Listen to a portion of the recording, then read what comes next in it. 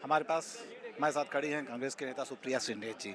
सुप्रिया जी, जानना चाहेंगे क्या सीन अभी आपको दिख रहा है 6 चरण जब खत्म हो चुके हैं? सीन बिल्कुल साफ है।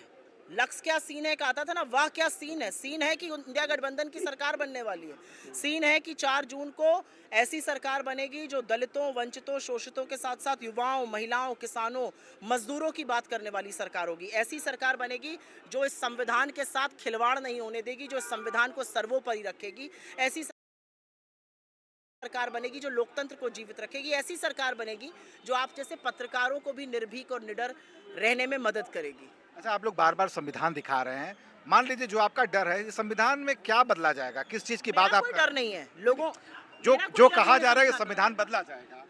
बीजेपी शुरू से संविधान के खिलाफ रही है। बीजेपी शुरू से आरक्षण के खिलाफ रही है। इनके गुरु गोलवलकर हो या मोहन भागवत हो या मनमोहन वैद्य हो या खुद इनके बीजेपी के नेता हो, क्यों ये लोग इतनी आरक्षण विरोधी बात करते हैं? क्यों ये संविधान बदलने की बात करते हैं?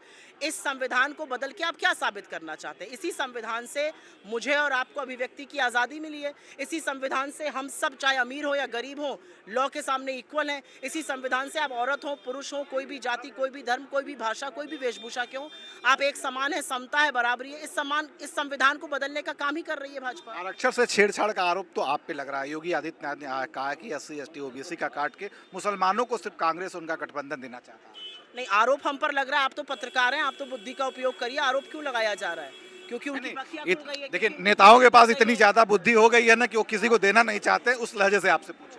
अच्छी बात है, आप अपना कटाक्ष अपने पास रखिए, तो मैं अपना कटाक्ष नहीं नहीं, अपने ये पास कटाक्ष रखूंगा। जो अभी आप बार बार हर चीज पे आप लोग मीडिया पे ही कटाक्ष कर नहीं देते करेंगे हैं। ना, क्योंकि बेहतर मीडिया सवाल ये करता है। मैंने जब योगी हम जी आपसे ऐसी बात करते हैं, हम जब योगी सामान्य जी रूप से कहते हैं, आप सवाल मुझे सवाल का पूछिए। जवाब देने दीजिए। जब योगी जी आरक्षण की बात करते हैं, तो आप लोग पलट के क्यों नहीं पूछते? क्या इस देश का संविधान धर्म के नाम पर आरक्षण देने की आजादी देता है? क्यों वो झूठ बोलते हैं? क्यों नहीं पूछा जाता है कि नरेंद्र मोदी मंच से झूठ क्यों बोलते हैं? क्यों योगी आदित्यनाथ झूठ बोल रहे हैं? असलियत यह है कि ओबीसी कम्युनिटी में गुजरात में सीएम रहते हुए नरेंद्र मोदी ने आरक्षण दिया। बीजेपी की सरकार ने मध्य प्रदेश में ओबीसी कम्युनिटी में मुस्लिम्स को थोड़ा आरक्षण दिया। तो ये किस आरक्षण की बात कर रहे हैं? ये क्यों बातों को बरगलाते हैं? इसलिए मीडिया पर सवाल उठता है। मीडिया पर सवाल इसलिए उठता है, मैं आप पे नहीं उठा रही हूँ। जब 10 साल की सत्ता चलाने के बाद मोदी जी मीडिया के इंटरव्यू, एक चैनल को 10-10 इंटरव्यू दे रहे हैं, तो उनसे कोई ये नहीं पूछ रहा है कि 1 साल हो गया मणिपुर क्यों नहीं जा रहे? उनसे कोई ये नहीं पूछ रहा है कि 20 करोड़ रोजगार कहाँ है? उनसे कोई मतलब की बात नहीं कर रहा है। उनसे पूछा जा रहा है, आप बड़े फ्रेश नजर आ रहे हैं, आप रेडबुल पीते हैं क्या? आप इतनी रैली कैसे कर लेते हैं? एनर्जी कहाँ से आती? तो आपको लगता है मीडिया पर मैं सवाल नहीं उठाऊंगी? मीडिया के एक शख्स हैं जो अपने आप को बड़ा प्रबुद्ध मानते हैं, एडिटर हैं, आपके हमारे सबके सीनियर रहे। उन्होंने मोदी जी को इंट्रोड्यूस करने में इंडिया टीवी के एडिटर ने किन शब्दों का प्रयोग किया? क्या आप एक पत्रकार रहते हुए उसका समर्थन करते हैं? तो ऐसे मीडिया पर मैं सवाल उठाऊं या ना उठाऊं, इसका निर्णय आप करिए।